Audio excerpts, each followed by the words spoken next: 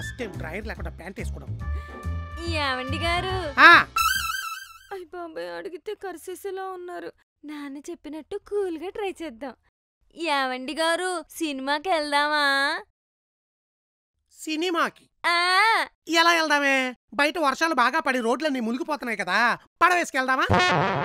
మూసీ నదిలో బోట్ షికారించి పెట్టిన పడవలు వర్షాలకు వేస్ట్ గా పడున్నాయి. 2 దొప్పుకొచ్చి గేటు దగ్గర పెడతాను. ఒకటి నువ్వు నేను, ఇంకోటి మీ అమ్మ నాన్న ఎక్కి తొక్కుకుంటా పోదాం.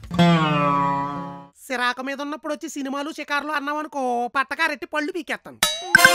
ఏంటే పళ్ళు చూపిస్తున్నావు, నిజంగానే పీకేమంటావా? చిరాగ్గా ఉన్నప్పుడే సినిమాలకు వెళ్ళాలలుడు. ఓహో, ఈ సినిమా ప్లాన్ మీదే. అయితే అర్జెంట్ గా ఊరెళ్ళి ఒక అరెకరం పొలం వేసుకుని రండి, సినిమాకి వెళ్దాం. ఎందుకు? మరి మల్టీప్లెక్స్ కెళ్ళి మూవీ చూడటం అంటే మన ఊళ్ళోలాగా తలకు 30 రూపాయలు ఇచ్చి ఓ మూల కూర్చొని చూసేయడం అనుకుంటున్నారేంటి?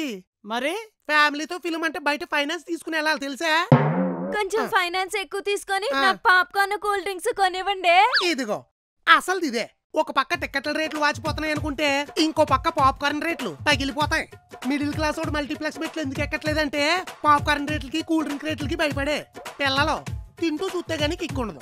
అయితే మనమే జంతికలో సున్నుండలో బాక్స్ లో పెట్టుకొని పట్టుకుపోదాం. రానిచ్చేస్తాడు.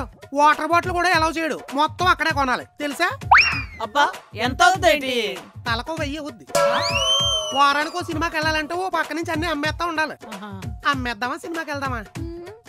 మానేద్దాం. ఇది కరెక్ట్. అందుకే మొన్న ఇంటర్వ్యూలో డైరెక్టర్ తేజ గారు చెప్పారు, పాప్కార్న్ సినిమాని చంపేస్తుందని. ఇంకా నయం, మనకు పిల్లలు లేరు కాబట్టి సరిపోతుంది. పిల్లలు ఉన్న వాళ్ళ పరిస్థితి అయితే ఇంకా ఘోరం. పక్కన ఉన్న పిల్లలను చూసన్నా వీళ్ళకి పాప్కార్న్ కొనేవాల్సి వస్తుంది.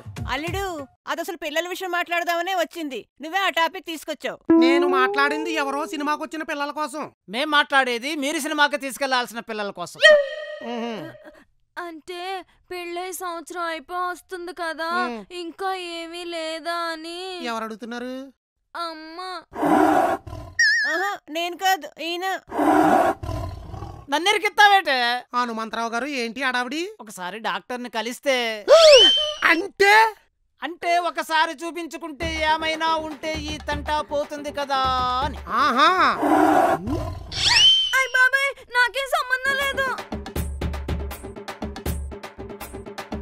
ఊరు నుంచి బ్యాగ్ వేసుకుని ఎర్ర బస్సు ఎక్కొచ్చింది ఎందుకే? అత్తయ్య గారు చూడడానికి చాలా సౌమ్యంగా కనబడతారు కానీ సూర్పనికి డూబేసేచ్చు, తెలుసా మీరు? అనుమానం పెట్టేశారు కదా, ఇంకా ఆరాంసే ఉండండి. డాక్టర్ కి చూపించి నేను జస్ట్ పవర్ పాయింటే కాదు, పెద్ద పవర్ ప్లాంట్ అని నిరూపిస్తా.